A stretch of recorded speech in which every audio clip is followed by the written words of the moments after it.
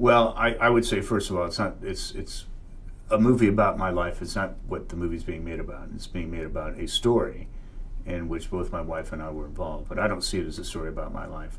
I see it much more as a story about the U.S. government and the Bush administration trying to shut people up, legitimate critics of their dastardly and disastrous policies.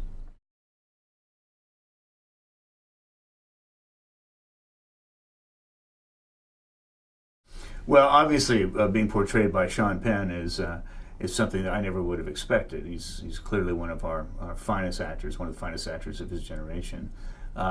He's a pretty big time lefty. He's probably a little bit to the left of me, but he's a consummate actor, and he really does try and get into your skin. And he has spent a lot of time with me doing just that.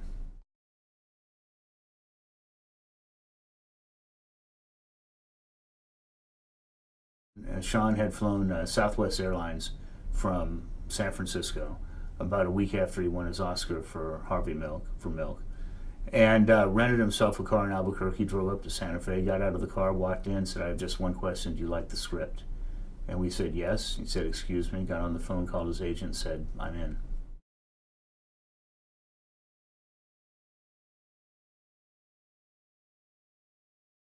Well, I wouldn't say we worked together. I would say we spent about a week together, pretty much joined at the hip, where we were together day and night. And I told Sean that from my perspective, it's not portraying me that's important. It is telling the story. His reply was depiction is interpretation, and so I get that now from an actor who has really perfected method acting.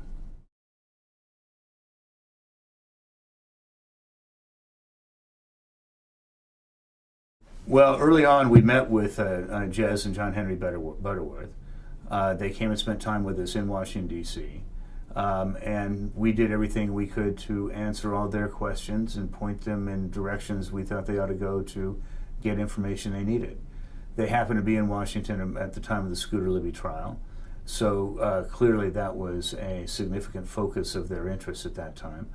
But beyond that, they wanted to know an awful lot about our particular backgrounds. They had questions from our two books, my book in particular, at that time had been published. And they wanted to, I think, be as factual as they could within the sort of constraints of a movie format. And it certainly strikes me from the script that they were.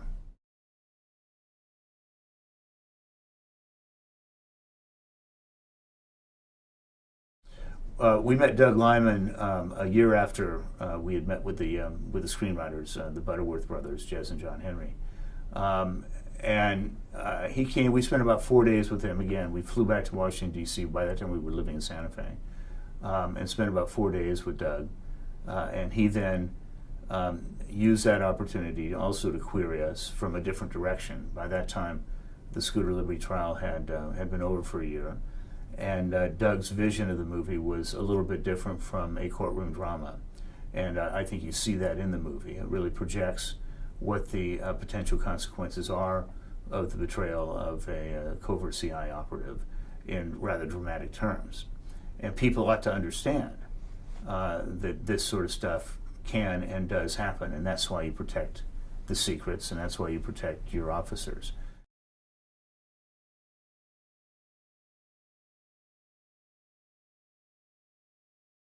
Well, I think there's a political part of it, but there's also a national security part. So I think it's a national security thriller, is one of the stories. What happens when the national security of the country is betrayed, and the fact that it happens to be betrayed by somebody or persons in the administration makes it a domestic political thriller as well. But it is also a story of citizenship. And if there's a lesson to take away from it, it seems to me, it is we have responsibilities as citizens to hold our government to account, even when the government tries to punish you for doing so.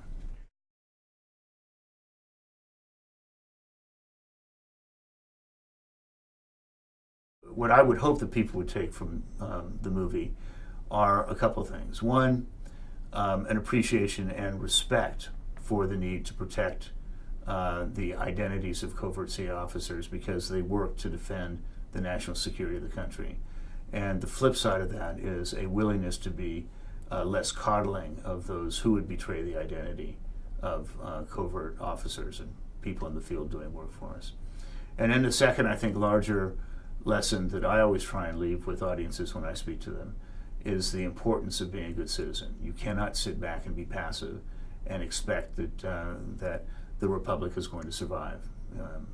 The last phrase of the First Amendment to the Constitution of the United States really exhorts citizens to hold their governments to account for what government does and says in their name.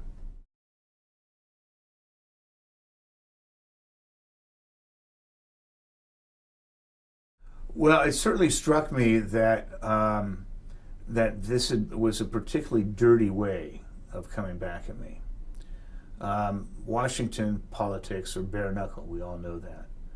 But generally speaking, one's family are kept out of it, unless the family's campaigning for you if you're a politician, or your family gets busted or something happens of criminal activity. But you don't see Scooter Libby's wife in the news. You don't see Karl Rove's wife in the news.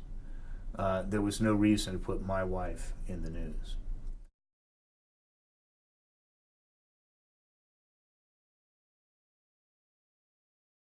For the first time in our adult lives, we were able to decide for ourselves where we wanted to live.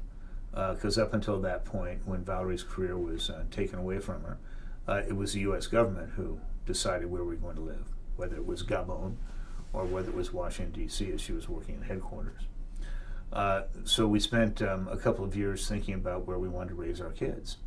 And we ended up in Santa Fe, New Mexico, which is a wonderful town. It's the right size community. It's a state capital. It's tremendously diverse with cultures and peoples who have been there for several hundred years. The climate's good, and the people are nice.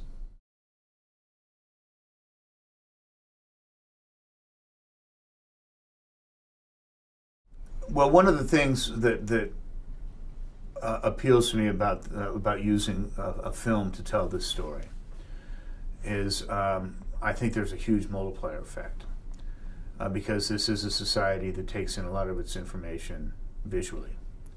And it's a particular responsibility in a story like this for Hollywood in dramatizing it to be faithful to the truth, the underlying truth. Because this is a lens through which many people will remember this time 10 or 15 years from now. Very much like even people like me. I was an adult during the Watergate hearings. I watched the Sam Ervin committee hearings. I watched Haldeman, Ehrlichman, and Dean testify live. But even with that own sort of personal history, when I think about Watergate now, 30 years later, 35 years later, I think about it through the lens of All the President's Men. So there is obviously a real impact that can be made by film.